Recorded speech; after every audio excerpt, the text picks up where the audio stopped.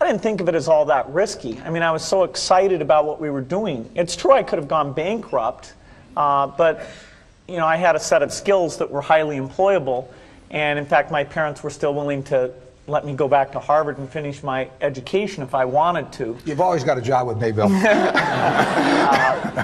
And the thing that was scary to me wasn't quitting and starting the company. It was when I started hiring my friends and they expected to be paid. And then we had customers who went bankrupt, customers that I'd counted on to come through. And so then I got this incredibly conservative approach that I wanted to have enough money in the bank to pay a year's worth of payroll, even if we didn't get any payments coming in. And I'm almost true to that the whole time. We have about $10 billion now, which is pretty much enough for the next year. Anyway, if you're going to start a company, it takes so much energy that it better overcome your feeling of risk. I don't think that you necessarily, if you're going to start a company, should do it at the start of your career. I think there's a lot to be said for working for a company, learning how they do things. If you're young, it's hard to go lease premises. They made that hard for me. You couldn't rent a car when you were under 25 at the time, so I was always taking taxis to go see customers. And the people would say, well, we're going to go have a discussion in the bar. Well, I couldn't go to the bar.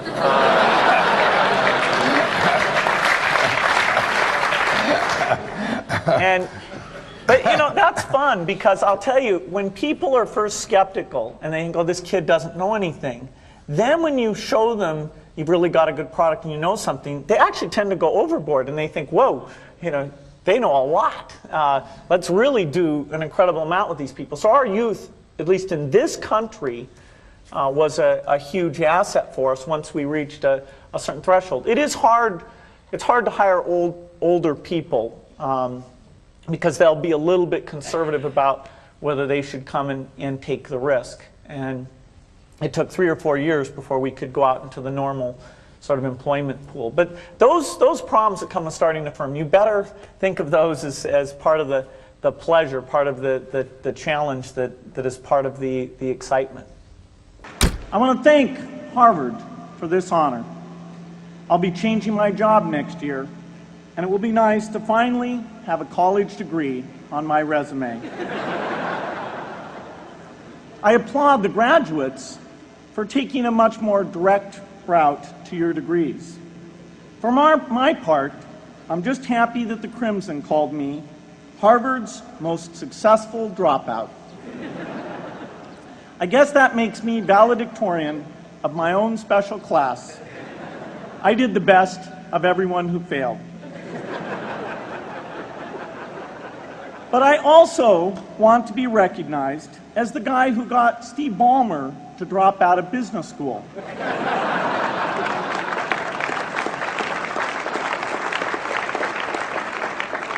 I'm a bad influence.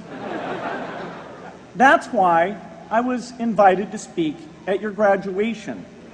If I'd spoken at your orientation, fewer of you might be here today. I'm in meetings a lot. My calendar gets very full with those, and then at night, after the kids have gone to bed, I'm on email a great deal. I get messages during the day. That's my chance to give long responses. And then over the weekend, I send a lot of mail as well. I take 2 weeks a year to just go off and read and think, where I'm not interrupted by work or anything else. I'm just solidly trying to think about the future, and people get to send me things to read as part of that so-called Think Week. So it's a nice mix of things. About 25% of the time then I'm out traveling around, meeting with customers, Europe, Asia, and that sort of helps me think, okay, do we have the right priorities? What are people responding well to, and what would they like to see us do better? Hello, I'm Bill Gates, Chairman of Microsoft. In this video, you're going to see the future, Windows. Microsoft first came up with the Windows concept back in 1983. And today, the leading software users have switched into the Windows environment. It's really incredible how quickly our powerful applications like Word and Excel and PowerPoint have been adopted. It's not just Microsoft applications. Even companies like WordPerfect and Lotus have now come out with Windows applications. And every week we see new innovative work. It's really attracting all the innovation in the industry. We predicted this a long time ago, and now it's the future. The key point there is you've got to enjoy what you do every day. And for me, that's working with very smart people.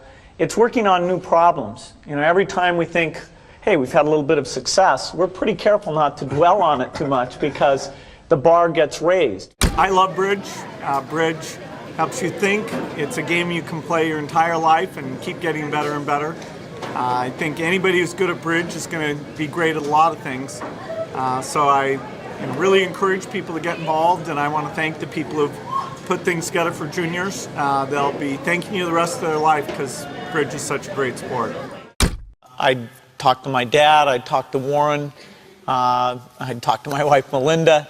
So I have enough people that know me and actually know where my judgment isn't its strongest, where I might get overexcited about something or forget to think about something. And so they're good at correcting, particularly Melinda, good at correcting whatever those blind spots are. And I think it's good to encourage your friends and advisors to really give them that license. I can go to a party and forget to say hello to various people or something. That's a very minor example of my blind spots. Not to the hostess. Well, Melinda would help me do that. Yeah, she would, So, a small number of people that you can turn to on certain key things is a great asset. My best business decisions really have to do with picking people. Deciding to go into partnership with Paul Allen is probably at the top of the list. And then subsequently hiring a friend, Steve Ballmer. And having somebody who you totally trust, who's totally committed, who shares your vision and yet has a little bit different set of skills, and also acts as a check on you. Some of the ideas you come up with, you run by them because they're going to say, hey, wait a minute. Have you thought about this and that? And just, the benefit of sparking off of somebody who's got that kind of brilliance, it's not only made it fun, but it's really led to a lot of success. So picking a partner is crucial. I had one habit that I developed when I was at college that was actually a very bad habit, which was I like to show people that I didn't do any work and that I didn't go to classes and I didn't care. And then at the very last minute, like 2 days before the test, I'd get serious about it. And people thought that was funny. That was my positioning, the guy who did nothing until the last minute. Then when I went into business, that was a really bad habit. And it took me a couple of years to get over that. Nobody praised me because I would do things at the last minute, and I tried to reverse to students I didn't think that highly of, who were always organized and had things done on time. I'm still working on it, but procrastination is not a good habit. Bill can change clothes in the car. So I'm going to challenge Bill Gates, my partner at Facebook, Sheryl Sandberg, and Netflix's founder and CEO, Reed Hastings.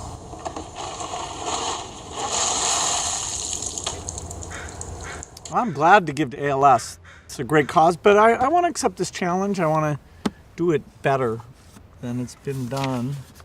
Been working on this, got this design. There we go. Yeah.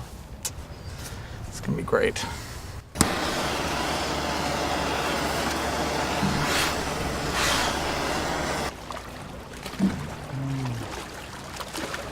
I'm here to join the people bringing attention to Lou Gehrig's disease by taking the ALS Ice Bucket Challenge. I'm going to challenge 3 more people: Elon Musk, Ryan Seacrest, and Chris Anderson of TED. Consider yourself challenged. You have 24 hours. Good luck.